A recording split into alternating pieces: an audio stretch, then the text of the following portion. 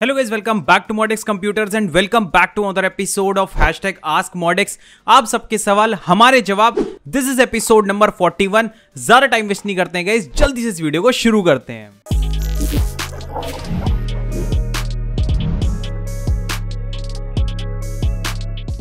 Sorry guys, एक तो थोड़ा सा लेट हो गया ये वाला एपिसोड। मैं थोड़ा सा बिजी हो गया था यार कुछ कामों में, सो दैट्स वाई बीच में मेरे हिसाब से एक वीक तो भाई स्किप हो गया। तो कोई बात नहीं, हम कंटिन्यू करते हैं इसको। तो शुरुआत करते हैं गाइज आप सबके क्वेश्चन से। सबसे पहला क्वेश्चन जो हमसे यहाँ पर पूछा है, ये पूछा है जॉयदीप दे ने। इन्होंने पूछा है, भाई मैंने आपकी वेबसाइट से पीसी बाय किया था 24 अगस्त 2024 को। आपने यूट्यूब पर वीडियो नहीं डाला और आपके इंस्टाग्राम में भी नहीं डाला, बट आपके पीसी बहुत अच्छा चल रहा है, पैकेजिंग बहुत तगड़ी है। Love from Assam. सबसे पहले थैंक यू सो मच भाई फॉर द एप्रिसिएशन की पैकेजिंग अच्छी है, बढ़िया है, आपको मज़ा आया। एक तो देखो गाइज, आप भी वो चीज़ समझोगे कि यार हमारे यहाँ ना बहुत सारे ऑर्डर्स आते हैं, सबकी वीडियोज़ यार नहीं बन पाती, और क्योंकि हमारे ऊपर भी यार काफ़ी ज़्यादा प्रेशर रहता है। फॉर एग्जांपल डेली के अगर 10 से 15 पीसी की बुकिंग रहती है, सो उसमें से भाई 1 या 2 ही पीसी होते हैं जिनकी कि यार फोटोज़ क्लिक करके या फिर उनकी वीडियोस बनाने का यार हमको टाइम मिलता है। सोचो 10 में से किसी एक पीसी की वीडियो बन पा रही है, so it is not possible कि भाई सब ही पीसी की वीडियो बन जाए। सो या वो चीज़ आई होप कि आप थोड़ा सा अंडरस्टैंड करोगे उस चीज़ को। सो अगर मतलब हम उस टाइम देखते हैं जब फ्री होते हैं, तो अगर कोई पीसी होता है तो हम उसकी वीडियो बना देते हैं, रैंडमली बना देते हैं, ऐसे बहुत ज़्यादा नहीं सोचते हैं। हाँ, अगर कोई पीसी थोड़ा सा अच्छा भी लग रहा होता है तो कई बार उसको भी प्रेफरेंस दे देते हैं कि भाई ये पीसी अच्छा लग रहा है, या फिर कोई ऐसा पीसी है जिसमें कि कोई यूनिक चीज़ है, कोई नया कंपोनेंट है, कोई नई चीज़ लॉन्च हुई है। फॉर एग्जांपल 9000 सीरीज़ आई है, उसका कोई सीपीयू के साथ में पीसी बना दिया, सो ऐसा भी हम कर लेते हैं। बट कई बार भाई बहुत ही अच्छे अच्छे पीसी बिल्ड्स भी होते हैं जो कि इतने सुंदर होते हैं यार, मेरा खुद का मन होता है 4090 वगैरह सब लगा हुआ होता है कि मैं बनाऊँ, बट अनफॉर्चुनेटली उस दिन या तो मैं ऑफिस में नहीं होता या फिर कुछ भी ऐसा सीन रहता है, तो या वो स्किप हो जाते हैं यार। सो अनफॉर्चुनेटली वो एक थोड़ी सी है दिक्कत वाली बात। बाकी आप मेरे को इस बात का सजेशन देना, क्या हम किसी एंकर को हायर कर लें कि बहुत मतलब आपको डेली फिर ना 2-2 3-3 पीसी की वीडियोस देखने को मिला करेंगी। उसमें फिर ये होगा कि मैं थोड़ा कम आऊँगा वीडियोस में, एंकर बनाता रहा करेगा। सो क्योंकि अगर हम ये किसी को डेडिकेटेड अगर ये काम दे देंगे तो फिर रेगुलरली डेली वीडियोस सोचो, फिर आप डेली 2-2 3-3 पीसी की वीडियोस मिलेंगी। बस उसमें ये होगा कि मैं नहीं हूँगा, कोई और मेरी जगह एंकर उसकी वीडियोस बनाएगा, और आस्क मॉडेक्स तो मैं ही कर लूँगा, और कुछ कुछ वीडियोस के अंदर भी मैं आऊँगा, सब में नहीं आ पाऊँगा। तो ये भी एक सोल्यूशन है उस चीज़ का, अगर हम ज़्यादा पीसी कवर करना चाहते हैं। तो इसके ऊपर आपकी क्या राय है, आप भी मुझे नीचे कमेंट सेक्शन में बता सकते हो। बाकी यार ये वाला क्वेश्चन थोड़ा लंबा हो गया था, चलो जल्दी से आगे बढ़ते हैं एंड बात करते हैं हमारे एनीमे फ्रीक भाई के बारे में। इन्होंने पूछा है कि मेरी एसएसडी खराब हो गई थी, but thanks Modex helping me, service centre help my SSD replace. Thank you so much भाई। और ऐसे ही हम करते हैं यार, सभी अपने कस्टमर्स को भाई फुल ऑन प्रायोरिटी मिलती है, और जितना भी आपका सर्विस सेंटर से रिलेटेड वर्क रहता है वो हम ही करा के देते हैं, तो उसमें कोई इश्यूज आपको नहीं आते हैं। अगला जो क्वेश्चन हमसे पूछा है, यहाँ पर पूछा है अपर्णा ने पूछा है कि 55 के पीसी बिल्ड में 3060 प्रेफर करूं या RX 6600 विद Ryzen 5 5500 प्रोसेसर। देखो यार, जो आपका RX 6600 है और 3060 है, दोनों की यार गेमिंग परफॉर्मेंस में कई सारी वीडियोज़ के अंदर बता चुका हूँ। आई होप शायद आपको आई गेस आप शायद नहीं हो तो मैं बता देता हूँ फिर से। देखो जो RX 6600 है, इसकी परफॉर्मेंस समवेयर अराउंड RTX 3060 जितनी ही है। 5-6 हज़ार रुपये सस्ता आता है लगभग, अगर प्रिसाइजली बताऊँ तो लगभग 4-5 हज़ार रुपये सस्ता आता है। ठीक है, वो अराउंड 25-26,000 का आता है, ये अराउंड 20,000 के आसपास में आता है, 20-21 के आसपास में। और वैसे RX 6600 की आजकल यार शॉर्टेज भी काफ़ी ज़्यादा चल रही है। आई गेस पता नहीं कहीं EOL ना हो गया हो कि पीछे से आना ही बंद हो गया, तो कुछ लिमिटेड ही स्टॉक अवेलेबल है उसका, ज़्यादा कुछ तो मैं कुछ कह नहीं सकता उसके बारे में। बट 3060 आप उसी केस में प्रेफर करो अगर आपको एडिटिंग भी करनी है। तो अगर प्योरली गेमिंग पीसी बना रहे हो then you can also go with the RX 6600, वो भी ठीक है, डिसेंट ऑप्शन है, कोई दिक्कत नहीं है। बट अगर आपको एडिटिंग जैसा कुछ काम करना है, आपको रेंडरिंग करनी है, तो जब आप GPU एक्सेलरेशन आपका जो 3060 के साथ में आपको मिलेगा ना, वो मच फास्टर होगा एज कम्पेयर टू RX 6600। जल्दी आपकी वीडियो से रेंडर होकर निकलेंगी। अगला क्वेश्चन जो कि काफी खतरनाक हमसे पूछा है, ये पूछा है सूरज शर्मा भाई ने पूछा है कि मेरा एक सवाल है, MSI B760M gaming plus wifi motherboard में i9 4900 के लगा सकता हूँ? पहली बात तो लगाना क्यों है और ऐसे काम करने क्यों है भाई? जहाँ तुम्हारे पास i9 बजट है, सो डेफिनेटली यार आपके पास आप बाकी कॉम्पोनेंट भी अच्छे लगा रहे हो, मदरबोर्ड के ऊपर आपको क्यों इतना कॉम्प्रोमाइज़ करना है? देखो, छोटा मदरबोर्ड लगाने की ये दिक्कत होती है बड़े सीपीयू के साथ में। कई सारे लोग ऐसे सोचते हैं भाई सॉकेट तो वही है ना, और अगर आप देखोगे तो चीज तो चलेगी। आप आज चाहो तो i9 को अगर आप H610 मदरबोर्ड पे भी लगाओगे तो भी चलेगा वो, बट ये होती है कि उसकी VRM कितनी केपेबल है, कितना अच्छा आपका जो है VRM सेक्शन आपको आपके मदरबोर्ड के अंदर मिल रहा है कि वो कितने बड़े CPU को हैंडल कर सकता है। चलने को तो H610 के अंदर भी i9 चलेगा, बट जब वो थ्रॉटल मारेगा ना तो वो i9 भी बिल्कुल i5 i3 की तरह चलेगा। सो ये एक काफी बड़ी चीज है जो कि लोगों को नहीं पता है कि जो VRM सेक्शन है आपके मदरबोर्ड में उसको नेग्लेक्ट करते हैं लोग और सोचते हैं कि हम CPU बड़ा ले लेते हैं, थोड़ा सा कॉम्प्रोमाइज कर जाते हैं मदरबोर्ड के ऊपर। उससे ये होता है कि आपके VRM के ऊपर लोड आता है, उसके टेम्परेचर्स हाई जाते हैं। जब आपके VRM के टेम्परेचर्स हाई जाते हैं तो डेफिनेटली वो अंडर परफॉर्म करना स्टार्ट कर देते हैं, आपके CPU की जो क्लॉक स्पीड्स है उसको लोअर डाउन कर देते हैं। तो आपको उतनी जो ट्रू पोटेंशियल आपके CPU का, जब आपने पैसा खर्चा किया है वो आपको ट्रू पोटेंशियल नहीं मिल पाता, आपको परफॉर्मेंस कम मिलती है, आपका CPU थ्रॉटल करता है। सो यार थोड़ा सा यार ध्यान दो, ऐसे काम मत करो कि छोटे छोटे मदरबोर्ड के ऊपर बड़े बड़े CPU लगा लो कि भाई लिखा तो है ना, चल जाएगा, क्या दिक्कत है। अब अगला क्वेश्चन, इसके साथ में ना कुछ नीचे रिप्लाईज भी हैं, बड़ा इंटरेस्टिंग सा क्वेश्चन है, ये मैंने यहाँ पर लिया है। तो हमारे भाई ने एक बोला है, मैं खुद 4 मंथ्स पहले बिल्ड किया है आपसे, सर्विस एकदम A क्लास, कोई दिक्कत नहीं है, यू कैन ट्रस्ट हिम। ठीक है, भाई ने हमारी थोड़ी सी तारीफ कर दी, कोई दिक्कत नहीं, बहुत बढ़िया, थैंक यू सो मच। और फिर उसके नीचे ना एक रिप्लाई अगर आप देखोगे उसमें लिखा है but he cost too much. Cost of what? Cost of I just want say it. नहीं भाई, मुझे तो प्राइस सही लगा।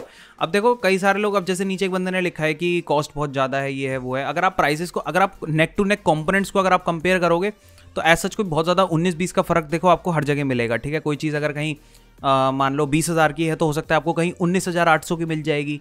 100-200 ऊपर नीचे का वेरिएशन देखो आपको हर जगह मिलेगा, और उसके पीछे मुझे नहीं लगता कि कुछ ऐसा दिक्कत होनी चाहिए। अगर आपको सर्विस और आपको जो एक अच्छी सर्विस मिल रही है, अगर आप उसके लिए आपको 100-200 एक्स्ट्रा भी कहीं देना पड़ रहा है तो मुझे नहीं लगता कि उसके लिए कोई दिक्कत है। क्योंकि जब आप कोई चीज़ बनाते हो, फॉर एग्जाम्पल आप 80,000 1 लाख रुपए की कोई चीज़ ले रहे हो, 2 लाख रुपए की चीज़ ले रहे हो, तो वहाँ पर 1,000-2,000 रुपये मेरे हिसाब से तो कोई मैटर नहीं करना चाहिए। और ये क्वेश्चन लेने का एक थोड़ा सा ये भी मकसद था कि कई बार लोग ना कंपोनेंट टू कंपोनेंट उसको कंपेयर नहीं करते। कई बार लोग ऐसे देखते हैं कि हमने जो किसी को कोटेशन के अंदर, जैसे क्या है, हम बहुत प्रॉपरली बताते हैं। ठीक है, अच्छा मैं अभी 2 पॉइंट्स बोलना चाहूँगा। पहला पॉइंट ये है कि कई सारे लोग क्या करते हैं, वो बोलते हैं कि अपनी रिक्वायरमेंट बताते हैं। वो कहते हैं कि यार मेरे को मान लो ये काम करना है, मेरे को ऐसी एडिटिंग करनी है, वो कोई सॉफ्टवेयर का नाम बताते हैं या फिर वो कोई गेम बताते हैं कि यार मुझे 4K पे खेलना है, ऐसे बोलते हैं।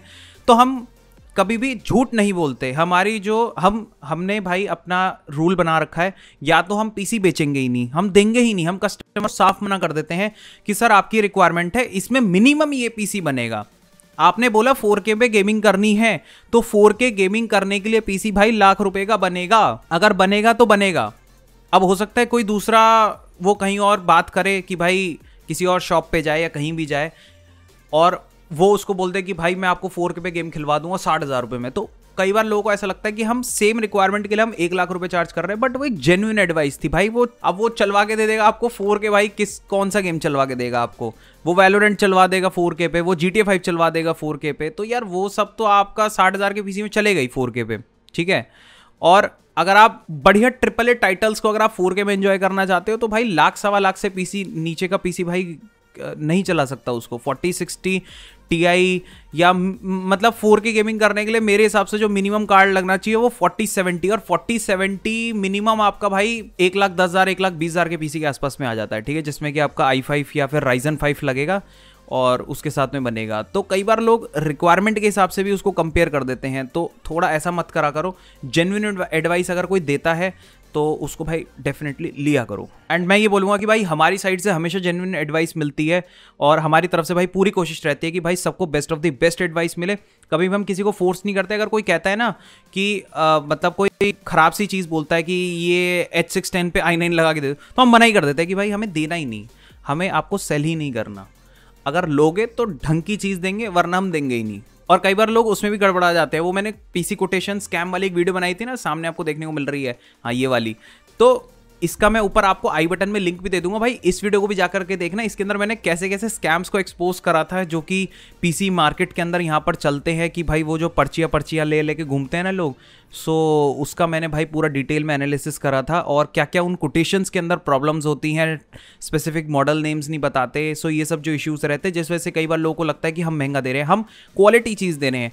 वो 550 वाट की पावर सप्लाई कोई बहुत ही गंदे सस्ते ब्रांड की दे रहे हैं और हम 550 वाट मान लो कूलर मास्टर की दे रहे हैं या हम कॉर्सर की दे रहे हैं, हम अच्छे किसी ब्रांड की दे रहे हैं। तो वो कई बार लोगों को लगता है कि भाई हमारी पावर सप्लाई मान लो 3,000 की है, वो भाई 1,500 में दे रहा है 550 वाट 550 वाट्स। सो या वो थोड़ा सा एक लोगों को देखने वाली चीज़ है कि मतलब थोड़ा तो समझो भाई उन बातों को। एनीवेज यार ये भी थोड़ा सा लंबा हो गया था क्वेश्चन। खैर आगे बढ़ते हैं, बात करते हैं हमारे अगले क्वेश्चन के बारे में। ये पूछा है हिंदुस्तान रिव्यूज ने, इन्होंने पूछा है कि hi Modex computers, I am looking for advice on what my next PC upgrade should be, here are my current PC specs. तो इन्होंने अपने पीसी की स्पेक्स बताई, जिसमें कि MSI का B460M मदरबोर्ड है, ठीक है, 10400F प्रोसेसर है, RX 6600 32GB की रैम है, हार्ड ड्राइव है, SSD है, और इनके पास 165 वट्स का मॉनिटर है। आई गेस आपके पास 1080p वाला है, और बाकी 2 एडिशनल मॉनिटर्स और हैं। तो ये पूछ रहे हैं कि मैं क्या अपग्रेड करूं, इसके अंदर 20,000 रुपए का इनका बजट है। ये सोच रहे हैं कि Ryzen 5 5600 ले लें एक B550M मदरबोर्ड के साथ में। बट मैं यहां पर आपको सजेस्ट करूंगा कि जब आपके पास 20,000 का बजट है ना, तो थोड़ा सा और वेट करो एंड आप स्पेंड करो 35,000, ठीक है, 15,000 रुपए फिलहाल मत करो। आपके पास पीसी है, चल रहा है 10400F और RX 6600, अच्छा कॉम्बो है, कोई दिक्कत नहीं है। आपका अभी फिलहाल मेरे हिसाब से काम बढ़िया चल रहा होगा, आपका 1080p पर एकदम मस्त गेमिंग हो रही होगी, कोई इश्यूज नहीं आ रहे होंगे आपको। तो अभी जब 20,000 है ना, तो थोड़ा सा और उसको सेव करो, इसको लेके जाओ 35,000 पर। उसका बेनिफिट आपको ये मिलेगा कि आप लेटेस्ट जनरेशन के साथ में आप अपग्रेड कर पाओगे, ठीक है। लेटेस्ट हार्डवेयर के साथ में आप क्या करोगे, आप Ryzen की 7000 सीरीज में आप 7600 ले सकते हो, वो 19,000 में आपको मिल जाएगा। और आप कोई B760 मदरबोर्ड ले लो अच्छा सा 15,000 रुपए के आसपास का।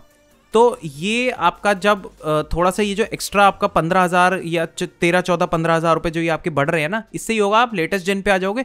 लंबा आपको CPU सॉकेट सपोर्ट मिलेगा। कभी आने वाली, अब जैसे 9000 सीरीज है, ठीक है, 9000 सीरीज भी लॉन्च हो चुकी है, आप चाहो तो उस पर अपग्रेड कर सकते हो। या आने वाली और 1-2 जनरेशन तक मैं मान के चल रहा हूँ, मिनिमम 2 या 3 जनरेशन तक तो सेम ही सॉकेट रहेगा AMD का, AM5 वाला ही। तो आपको लंबा आपको CPU का सॉकेट का सपोर्ट मिलेगा, तो वो एक बेनिफिशियल वाली बात रहेगी। अब नेक्स्ट क्वेश्चन हमसे यहाँ पर पूछा है SR राणा ने, पूछा है कि ब्रो आपकी साइट में तो गिफ्ट मिलते हैं, तो क्या ऑफलाइन स्टोर में भी गिफ्ट मिलते हैं? भाई देखो, बिल्कुल जो हमारी वेबसाइट के ऊपर आपको जो ऑफर्स वगैरह देखने को मिलेंगे वो आपको ऑफलाइन स्टोर के ऊपर भी मिलेगा। और प्लस ये वाली चीज़ है कि जो गिफ्ट वाली वो जो चीज़ है ना, वो जब तक सेल रहती है तब तक ही हम उसको जो है ऑफर करते हैं लोगों को। जैसे अभी फिलहाल सेल चल रही है, तो अभी फिलहाल आपको वो गिफ्ट आइटम्स वगैरह वो सब मिलेगा। अब जैसे पूरा फेस्टिव का टाइम आ रहा है, तो आपको डेफिनेटली वो सब चीज़ें आपको ऑफलाइन स्टोर के अंदर भी वही सेम ऑफर्स देखने को मिलेंगे। अगला क्वेश्चन हमसे पूछा है एंटरटेनमेंट ने, इन्होंने पूछा है कि हेलो क्या नॉर्मल मदरबोर्ड में हीट सिंक वाले मदरबोर्ड में डिफरेंस क्या है? हेलो क्या normal motherboard and heat sink वाले मदरबोर्ड में अच्छा डिफरेंस क्या है? और क्या गेमिंग FPS पे इशू होगा मदरबोर्ड हीट सिंक की वजह से? ऐसा कुछ नहीं होता, उसका उससे डायरेक्टली कोई रिलेशन नहीं है, इनडायरेक्टली हो सकता है। अगर मैं आपको थोड़ा सा टेक्निकली बताऊं तो, ठीक है, लॉजिकली अगर मैं आपको बताऊं तो देखो, जैसा जो VRM के ऊपर जो हीट सिंक होती है उसका काम ये है, अभी मैंने थोड़ा सा अभी पीछे एक क्वेश्चन में बताया था ना VRM सेक्शन के बारे में थोड़ा सा, कि आपका CPU थ्रॉटल करेगा, आपका VRM अगर वीक रहेगा, तो इसका बस खाली ये होता है कि आपकी जो VRM के जो टेम्परेचर्स हैं उसको थोड़ा सा अंडर कंट्रोल रखती हैं जो आपकी हीट सिंक होती हैं। बेटर हीट डिसिपेशन आपकी जो VRM है उससे होता है, थोड़ा ठंडा रहता है, तो आपके CPU को थोड़ी सी बेटर स्टेबिलिटी मिल जाती है, या ये कह सकते हो उसकी टेम्परेचर्स लोअर रहते हैं, तो बेटर आपका पीसी जो है वो स्टेबल चल पाता है। हीट सिंक का ऐसे डायरेक्टली कोई रिलेशन नहीं है FPS से। अगर आपका कोई बजट सा मदरबोर्ड है, बजट CPU लगाया है, तो कोई इशू नहीं है, आप आराम से चलाओ जिसमें कि हीट सिंक भी ना होगी। जैसे आपने for example bomber wifi motherboard लिया MSI का, उस पर हीट सिंक नहीं होती, एंड उसमें आपने 12400F लगाया, तो वो कोई बहुत बड़ा CPU नहीं है कि उसके साथ में उसकी VRM जो है वो हीट कर जाएगी या कोई दिक्कत हो जाएगी। मस्त चलेगा, बिना उसके भी बढ़िया FPS आएंगे, कोई दिक्कत नहीं आएगी। अगला क्वेश्चन हमसे यहाँ पर पूछा है AKG वाइब्स ने पूछा है कि सार्थक सर पीसी इंस्टॉलेशन के बाद भी कोई सेटिंग करनी होती है क्या? मेरा पीसी भी आ गया है मॉडेक्स कंप्यूटर से, प्लीज रिप्लाई करना। पीसी मेरे हिसाब से सेटअप करने का ऐसा तो कुछ नहीं करना होता, क्योंकि हम जो पीसी आपको डिलीवर करते हैं ना वो रेडी टू यूज़ होता है, उसमें सभी ड्राइवर सॉफ्टवेयर वगैरह सब कुछ इंस्टॉल्ड रहता है। आपको बस खाली अपना फेवरेट जो भी आपको गेम चलाना है गेम चलाओ, आपको एडिटिंग के लिए करना था तो आप एडिटिंग सॉफ्टवेयर अपना इंस्टॉल करो, आप यूज़ करना स्टार्ट करो, आपको कुछ भी करने की जरूरत नहीं अपने एंड से। नेक्स्ट एंड जो आखिरी क्वेश्चन है ये हमसे पूछा है यहाँ पर टर्बो रेंजर ने पूछा है कि अभी मैं कंफ्यूज हूँ, मुझे एक पीसी बिल्ड करना है कि कौन सा प्रोसेसर लूँ, मुझे ग्राफिक्स और परफॉर्मेंस जैसे FPS ड्रॉप्स रिलेटेड 1% भी इशू नहीं चाहिए, ठीक है, गेमिंग और मल्टीटास्किंग वगैरह। अगर किसी के पास अच्छी नॉलेज है तो बता सकता है इंटेल अच्छे होते हैं या AMD, जिससे मैं यूटिलाइज कर सकूं, थैंक यू। देखो ऐसा है, आपने पूछा है कि सब, एक तो आपने इसके अंदर ये भी और पूछा है कि इंटेल या फिर AMD क्या लेना चाहिए। देखो इंटेल AMD दोनों अपने पार्ट पे जो है काफ़ी अच्छे हैं। AMD के साथ में आपको ये बेनिफिट मिलता है कि वो थोड़े से ठंडे चलते हैं एज़ कम्पेयर टू इंटेल, थोड़ा सा भाई हॉट रनिंग CPUs रहते हैं इनके।